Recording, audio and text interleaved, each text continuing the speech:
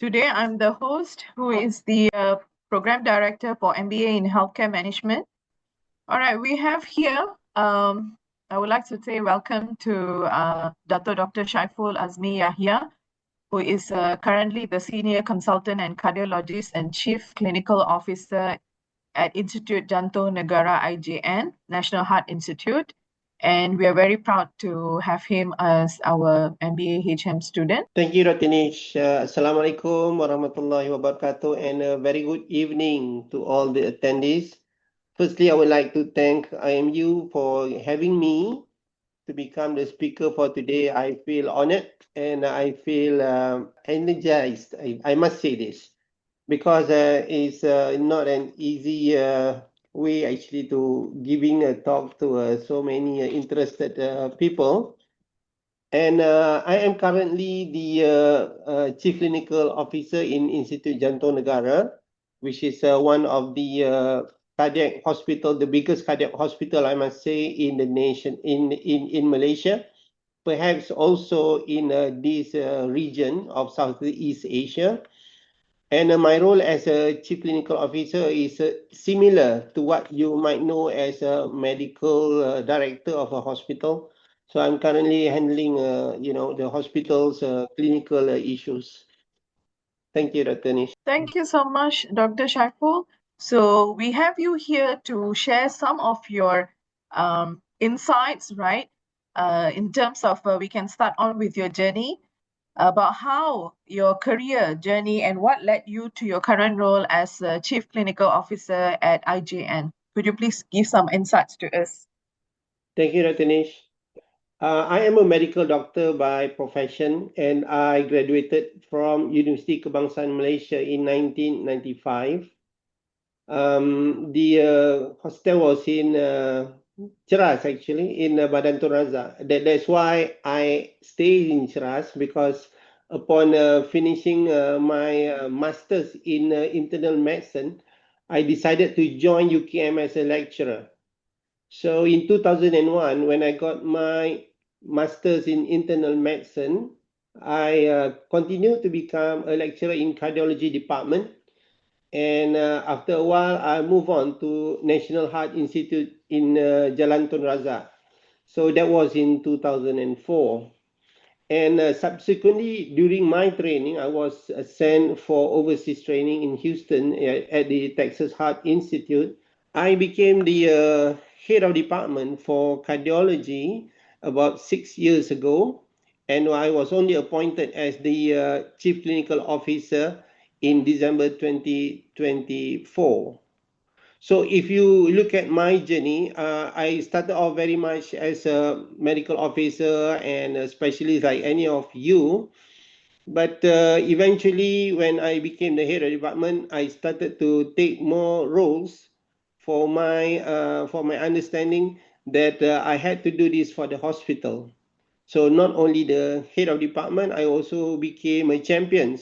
And subsequently, they trusted me and wanted to get me to become one of the senior members of the management, which is the chief clinical officer, and that's where I am now. Thank you so much, Dr. Shaiful. That is very inspiring, right? I'm sure you have gone through a lot of journey, right, in terms of the challenges and building blocks, right, to be in this role currently, right? We will move on to the next, what we would like to know from you. So in your view, what are the most critical skills a healthcare leader must have today? I'm sure you have, during the class, you have demonstrated that I have seen personally, right, leadership skills. And we would like to know more. What are the critical skills that a leader, a healthcare leader should have today? Thank you.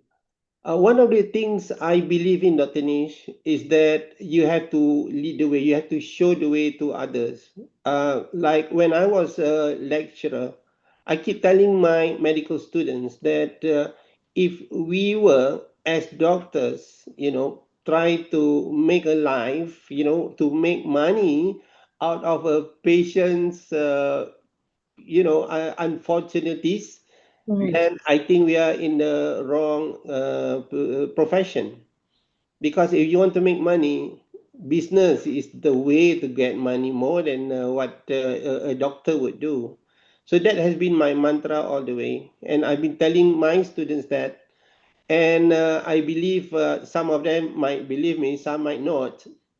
But eventually, as I became a cardiologist in National Heart, I realized that the mantra would be the same. You know, it is the patient first. It has never been the doctor's first. It is always the patient first. And of course, sometimes you have to put it in such a way that you have to give the best for them because they come to you with a hope, and therefore you have to really give your best for the patient. Now, when it comes to management, it is still the same. The hospital will try to give their best to the patient no matter what. And in my hospital, for which we are expert in giving cardiac care, and with our leaders who wanted to push this agenda forward, we are actually the best hospital in Malaysia for cardiac care. Therefore, we have to have the best visions, and our missions are very clear. Our vision there is to become a global leader of excellence in integrated cardiovascular and thoracic care. So when we say that, we have to fulfill such things for our patients. So I think when you ask me about the what is the one that really be able to push me forward, is this promise that we give to our patients, and the promise that the hospital has given the nation that we are going to be the best hospital for you.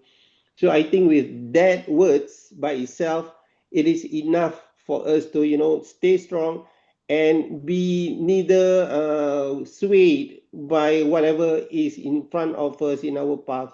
So we have to be the best. So we will give the best to everyone. Thanks, Doctor. I just would like to extend further on this in terms of the leadership skills. There are certain situations, right? There are critical situations in the hospitals. It's not going to be the same, right? And there are different times that you need to demonstrate different leadership skills. What is your take on that? Correct.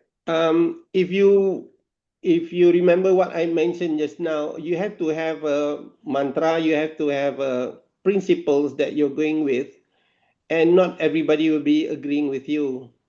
And I think for the leadership skill, one of the most critical skill is to understand fully. Overall understanding, of course. If you are the leader of a certain hospital, you have to see things from a bird's eye view, from a helicopter view, from a very, very high level of understanding. And it is not easy because in IGN, for instance, in my hospital, it is a private hospital which is under the Ministry of Finance. Yeah.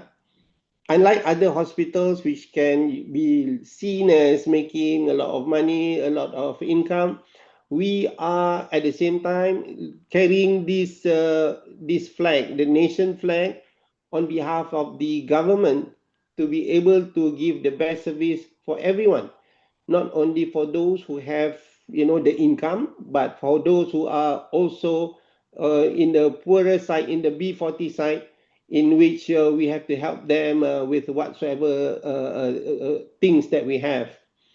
So that is the leadership skills that we have to have. On one hand, we wanted to be seen as a good hospital which makes money, which goes for the most advanced caregiving that we can give to our patient.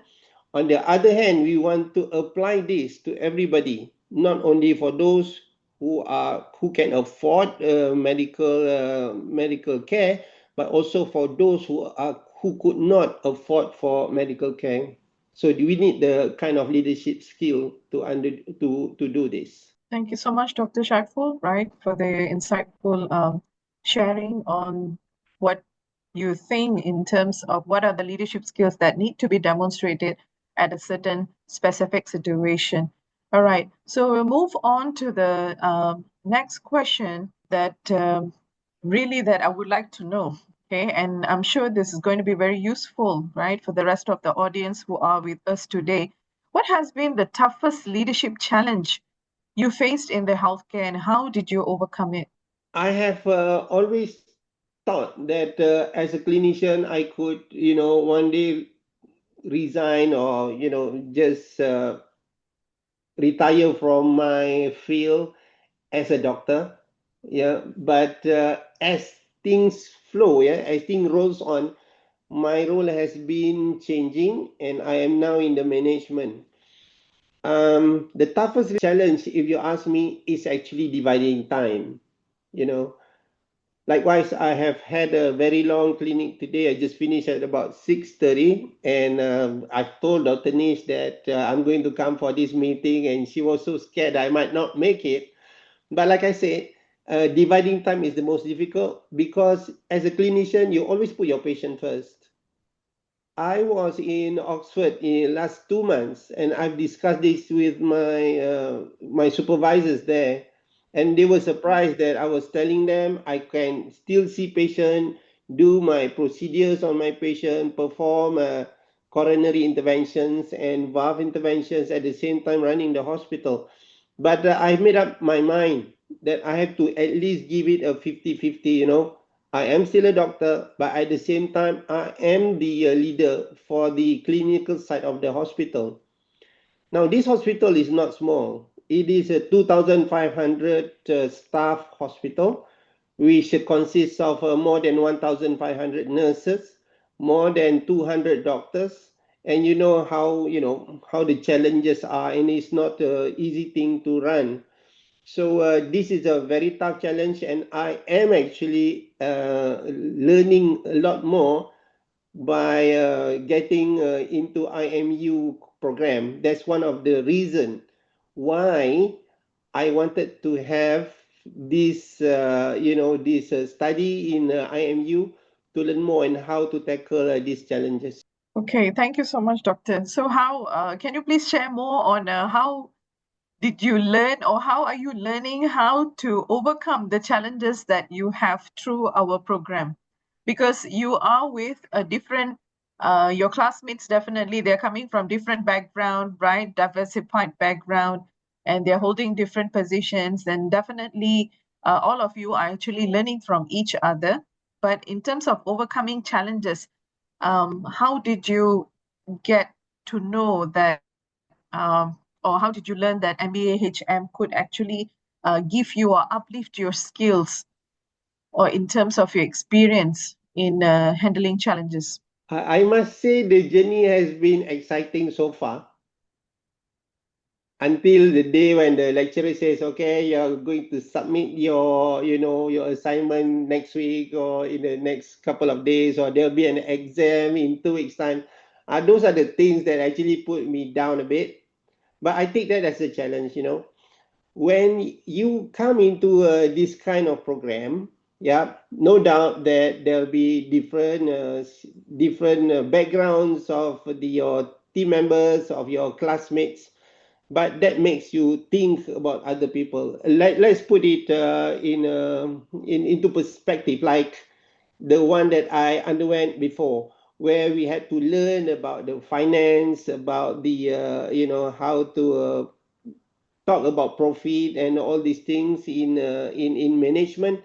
So I do see that in my daily practice. In IGN, for instance, when we have our monthly meeting among the management committee, we are exposed to all these things about revenues and the losses and what we made. And as a doctor, I wouldn't understand this at all unless I go and learn somewhere. So that's what I meant by going to this program. The IMU program that has given me has opened my eyes further beyond the clinical things that I've been doing all these years. Thank you so much, Doctor, right, for the insightful sharing. Right, we'll move on to the next part of our talk. So we would like to have some sharing, right, in terms of with this digital transformation that is happening rapidly today and patient-centered care. How are leadership skills evolving? Thank you. Now, this is interesting. I used to be writing everything on a piece of paper in the patient's files, sometimes with writing that nobody could understand. It's a joke, but it is a real thing happening in medicine. But digital transformation has helped us a lot, not only in terms of safeguarding the patient's interest, but also going for patient safety. Now, in IGN, for instance, we have gone into what we call MRAM 6, which is the EMR, Electronic Medical Record Program. And we have got this accreditation into MRAM level 6, and the top one will be MRAM level 7 later on. By having this, we are fully digitalized. The hospital is fully digitalized with all the patient records and the medications and the labs and the images of x-rays and CT scan and everything under one touch, which is your keyboard. So you can access everything by using the keyboard. If you can remember, not so long ago, you had to trace the files from the storage. You had to, go down to the catheter area to get the CDs of angiograms, and that is no more, happening. So this is something which is coming, and therefore this is something that we have to embrace, like it or not. Everybody has to move into this direction, because if you don't move into digital transformation, you'll be left behind. And not only that, it carries the patient's interest as well. Now, with patient-centered care, we can actually share all these things to the patient so they can actually make their decisions on their own. For instance, in my hospital, we are providing the patients with an application that which can be run on their handphone, on their smartphones, and they can access everything that I've mentioned earlier, like their discharge summary, like their medications, like their reports of whatever tests that they had done, so that they can actually be allowed to make decisions on their conditions. They can even share these conditions with their other children or their family, their friends, or even to get a second opinion. So we have gone beyond the traditional way of a patient-doctor relationship, where sometimes you're seen as you have to answer everything to the doctor and you can't get another opinion. But nowadays, in real life, we have liberated that and has allowed the patient to actually have the data in their own hands to make decisions. All right. So definitely as every other industry, they're evolving with the digital transformation. I'm sure healthcare also will have to, all right, follow with that. And I'm sure today with the healthcare, they have very much cutting edge digital transformation, which is making it more effective in terms of hospital operations management. And definitely it's going to be very useful, right, in terms of the business, in terms of the patient-centered care as well. All right, we'll move on to the next part of the talk. So, what advice would you give to the young professionals or even the aspiring leaders that we have in terms of the leadership roles in healthcare? As for the young professionals, I must say that they cannot forget the reason, the purpose, the real purpose of being a doctor who wanted to become leaders one day. They have to keep that in mind. They have to hold that so much that they must not forget what they are here for in the first place. The purpose of becoming a doctor is to help the patient, and the purpose of becoming a leader one day among the physicians is actually to help lead the path for the next generation to be able, to push through. Even as a chief clinical officer, I don't believe that I'll be here for many many years. My role here is to, keep the passion and keep the path open for the next level people to go through. And we're talking about the young ones. We're talking about those upcoming doctors, upcoming medical students who's going to be, the leader one day. We are here to pave the way for them, and they can come in and make it a better place for everybody. One of the things that's lacking, I must say, is understanding things. Yeah, sometimes we go beyond. We are a bit selfish, I must say. We forget about the nurses. We forget about those people who are working with us, because we are at the higher level as doctors. We forget about them, whereby they are the ones who actually are running the show for the hospital. So understanding that and taking care of them actually is one of the most important thing to get things ongoing. If you see that there are also certain things, certain issues like resignations of staffs, resignations of nurses to other hospitals, to other countries. So this is an important factor because of a certain lack of understanding, and so therefore we have to be dear leaders to keep this in check, so that the nation can have a potential growth rather than losing good people to other countries or other hospitals. Okay, thank you so much, Dr. Shaiful. Right, I'm sure balancing between as a clinical practitioner and also, as a doctor, and then you also have to look into the operation side is definitely you need to have the right skills, resilience, right? The mindset. Today we see a lot of challenges in communication skills, which is very much underrated. All right, communication skills between the doctors and the staffs, right? The staff members, and then of course the communication between doctors or nurses, or between the team members within. So it's something that we should not forget. Okay, so it's next is I want to move towards the team and culture, right? So how do you keep your teams motivated in a high pressure healthcare environment? I'm sure the environment is not going to be the same all the time, okay? So the different situations. So let's look at how would you handle this situation?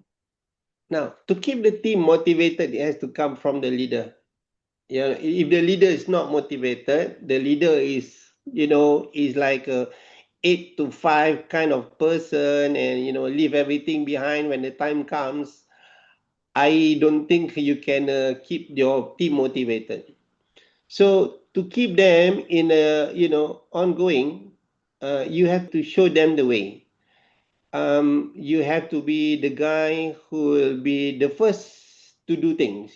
I want to be the first person to, let's say, to have this procedure done in Malaysia. You have to set the standards high. I want IGN to become the first hospital to actually have this, say, MRAM, electronic medical records in Malaysia.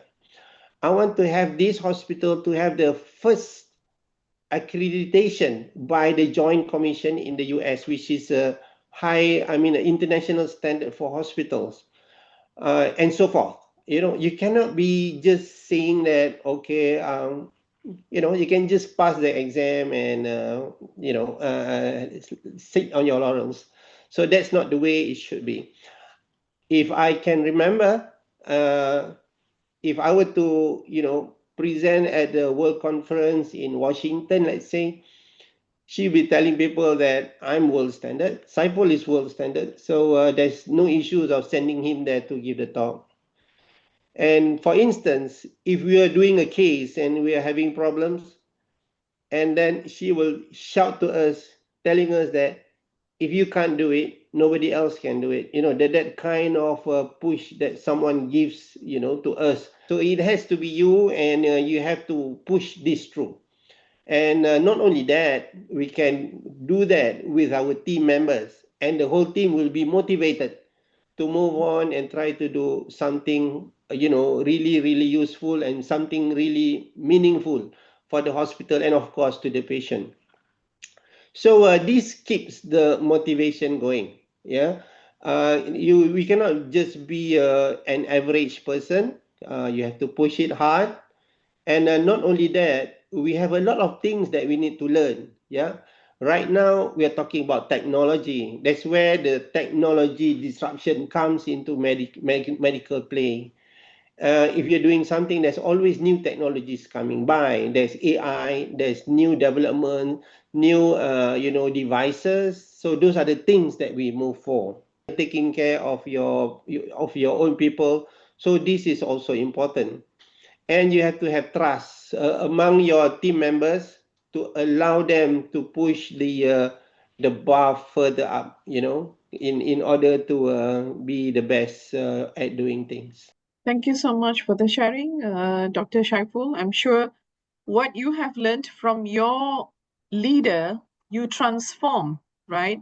Because we see all those good practices because they walk the talk, right? And we develop ourselves and we tend to transform this and transfer this to the upcoming leaders, right? That's how we shape.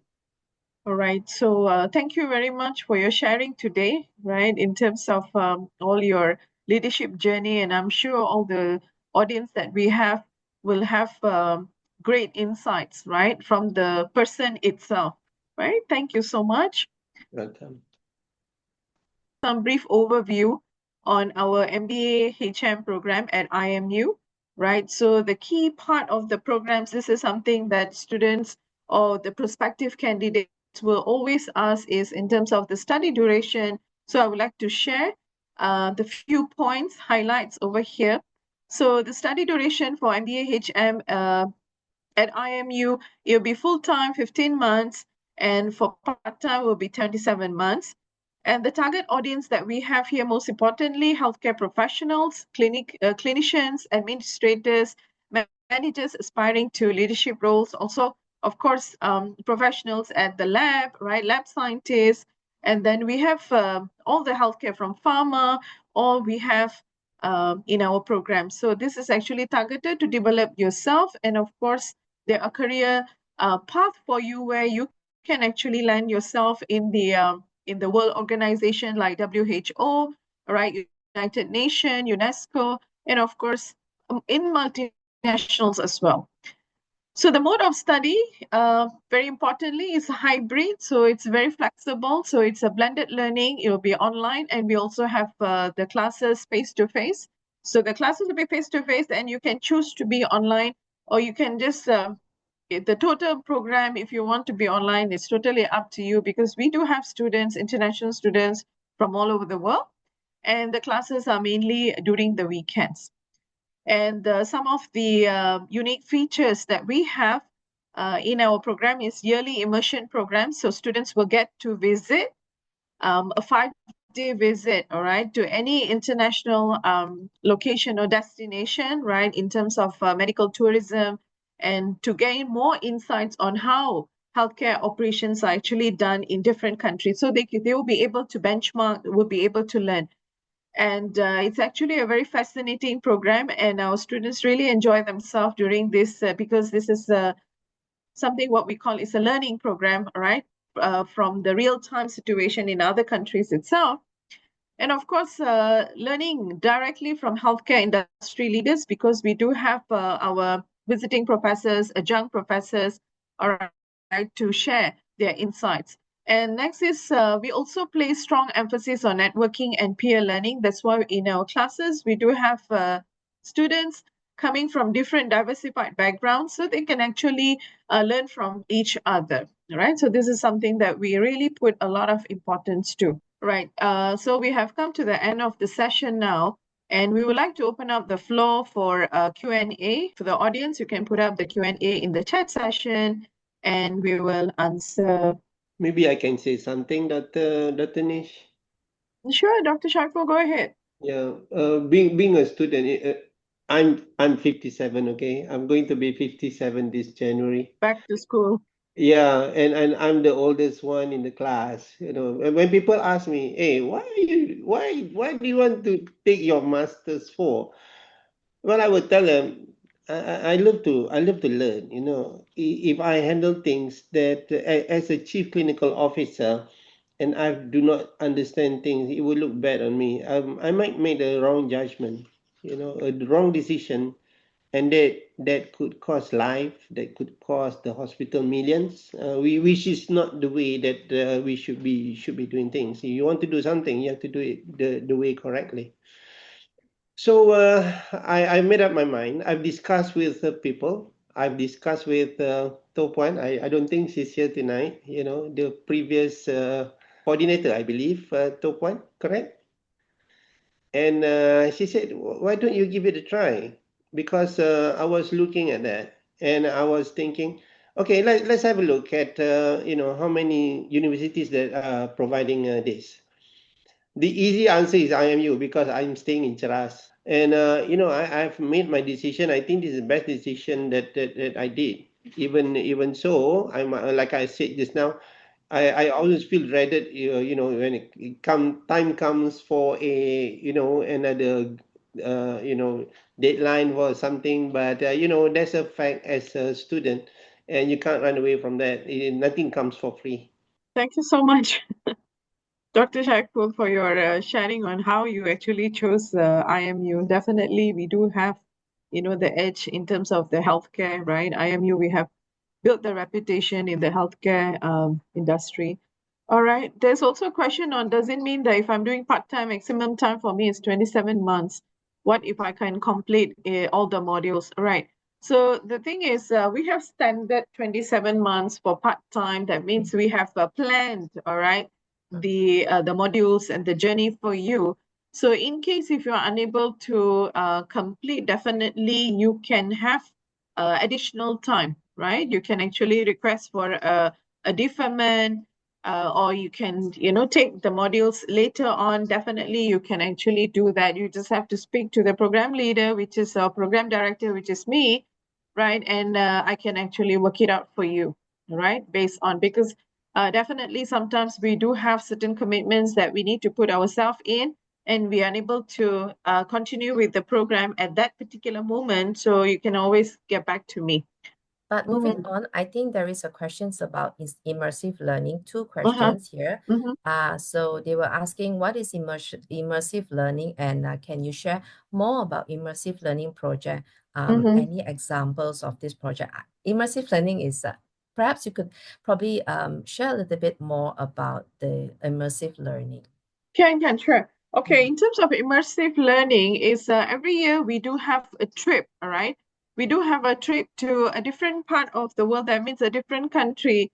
For example, let's say we had a trip to Kerala last year, okay? So it is visiting the hospitals in Kerala, right? So our MBAHM students are in the trip, immersive learning trip, together with our academic members. So what do? Is they go there, they visit the hospitals, right? They get the first-hand experience of how the hospitals are run over there. So if you're a healthcare professional, definitely you would want to have that kind of like a benchmark, right? To see how a particular country, right, what is their medical infrastructure or health infrastructure that they have? How do they run their hospitals? How do they run, all right, in terms of their facilities? So this is something that is really, really going to be helpful for the students. So that is pretty much about the immersive. Definitely, there are a lot of fun-filled sessions also, all right, and activities that is given for the students.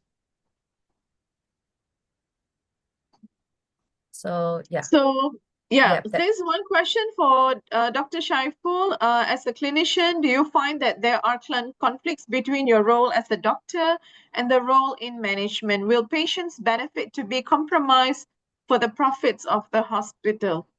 Perhaps you can share something. Okay, this is one of the question that Dr. Nish put earlier, which is what are the challenges, I used to think that it should be 70-30, 70 clinician and 30% management, but that doesn't make sense. You have to have at least 50-50 if you really want to keep your role as a clinician and a management after all. Or you may want to put more clinician. Let's say you become the CEO. I don't think you can do much about seeing patients until 7 p.m. in a busy clinic. I don't think you can do that because on my table, if I can show you my table now, I think there's about another 10 files for me to go through and to sign some other things that's for the hospital running. So you have to give your time correctly. Juggling, yes, but you have to let go some of your clinical things. That's the importance of being a boss, if you like, a head of department, if you like, or head of unit, if you like. You must train the people under you. So in order to become a good leader, you have to be prepared to train the next person and the next person and the next person. You cannot be holding the job for too long and thinking you'll be there forever, because at the end of the day, when you move on to another level, someone else will have to take that clinical part from you. Dr. Nish, if I can answer that question just above that, I am a staff nurse with bachelor's degree with 3 years experience. Now, we would want you. If you graduate from MBAHM, you are definitely going to be taken by any hospital. You know why? Because we are not looking at you as a person who only takes care of a patient, but as a leader, and in another day where you can become a nurse leader. Or in IGN, for instance, we have many of these nurses who become some of our project leaders. Let's say when I mentioned about MRAM just now, it is about electronic medical records. Yeah. And nobody understands better, i.e., than the nurses. Because the nurses do handle the doctors, the nurses handle the patients, and they know what's going on the ground. If you're a nurse and you have an MBA degree, if ever the hospital wants to embark on a project like the EMR project, I think the nurse will be the one, one chosen to lead the thing, or at least to become one of the important members of the task force. It's because you know a lot and because you have the experience from the MBA that you enroll. Thank you. Yeah, I hope we have answered your question over Yes. here. Okay. Next is, I also see a question whether they can choose the immersive, where to go for immersive Yes, learning. I saw that too. They can suggest that. They can suggest, right? Yeah. So, and then we will look at from our side whether it is feasible to go that particular place, right? So next question, I see that, can you share the example of program study schedule so that we have an idea of how the study is conducted? Okay, so MBAHM program will be, there will be 2 semesters per year, okay? So each semester there will be 6 blocks, right? Sorry, there will be each semester there will be 3 blocks. 3 blocks. So it'll be going as a modular, all right? So the modules will be running every 6 weeks, 3 blocks, all right? So 6 weeks per block. And so as a part-time student, so you just need to choose any of the days, the weekend. For example, let's say if you want to, if more comfortable on Saturday class, then you can go for the Saturday or the Sunday, right? So you just have to take 1 module per block, okay? So the full-time students will be taking all the 6 modules that has been planned, all right, scheduled for that particular block, all right? So 3 blocks and 6 modules. So that's how it is actually run. And every block you will have around like 1 week, right, break before going on to the next block. So that's how it is run, and it's fully on hybrid mode. So you can choose to be online, and you can also choose to be going for face-to-face class where we have them at our Technology Park campus, right? Any other questions? Let me see. I think you could look at the classes, the How big size is of the class? classes. Do we Yes. get to meet our seniors? You get to see the class is there will be at least like 30 students per class. And sorry, about seniors, yes, definitely you will be together with your seniors, right? Because they are going block by block.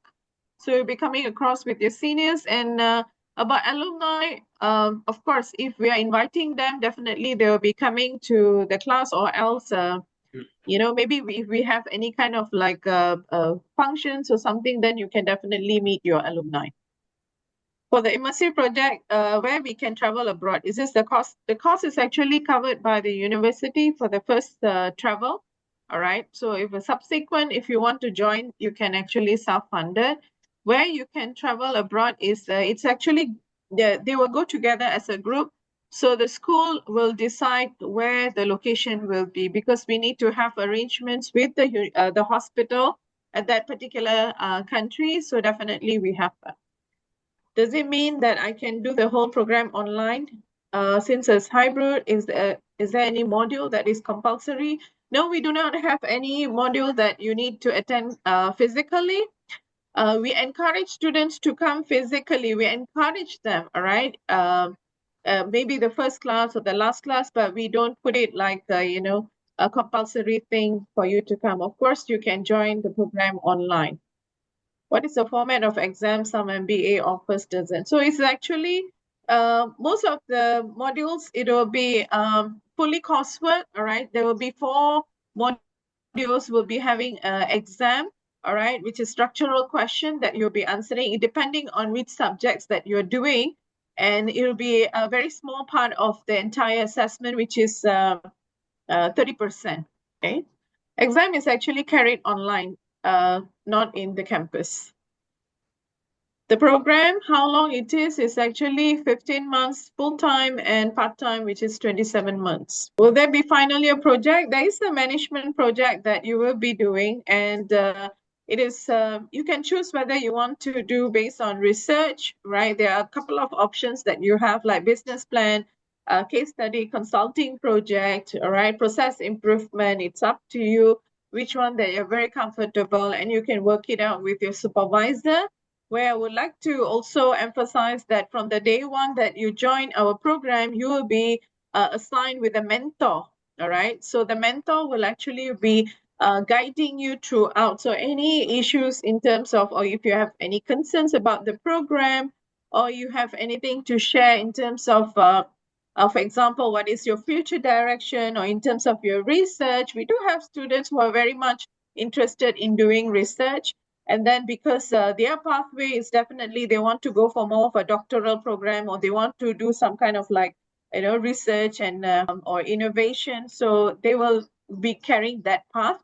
But of course, it's up to you which what you're going to do, but your mentor will be guiding you, all right, from time to time. And of course, you have me as your program director, and my door is always open for you to contact me and discuss if you have any concern about the program itself. I think we Okay. have probably the session is going to end soon, but Yeah, I think there I is a don't see statement much here. question. Yeah, Uh-huh. statement here. Perhaps Datuk could share your parting words on this person who wrote that all young doctors have doubts about working on the floor as doctors, must take this course as part-time and allow doors open for future endeavors. But as a student yourself, Datuk, what do you think, for those new doctors who are also looking at opportunities for them to, to expand their wings? Thank you. The word must is probably incorrect. Yeah, it's not a must for everybody. But, as the medical profession grows more and more, you'll be seeing more doctors doing less clinical work, like what I'm doing now. But even the younger ones can actually look into those areas that they may excel into. Not everybody who becomes doctor will see the patients till the rest of their life, but some of them become good planners, they become good managers, they become very well versed person on certain things. So this is where the advantage of having an MBA will be. So you'll be exposed to more things, and you can actually guide your path on what you want to do in medicine. Dr. Okay, Shaiful, Datuk. and thank you so much, Miss Lily, right, Thank you. for addressing all the questions also to Dr. Shaiful as well. And it's an honor to have you here, all right, to share your insightful experience and Yes, journey in thank you, terms of Datuk. leadership here. And also thank you so much, Miss Lily, and to the entire team. And thank you very much to IMU for hosting this talk, right? So I hope to have many to come forward for our MBAHM program, and all the best. And thank you very much. Me, Dr. Nisha, will like to end the session with a thank you and have a great and blessed evening. Thank you so much. Thank you so much, everyone. Bye. Thank you. Thank you so Bye-bye. much.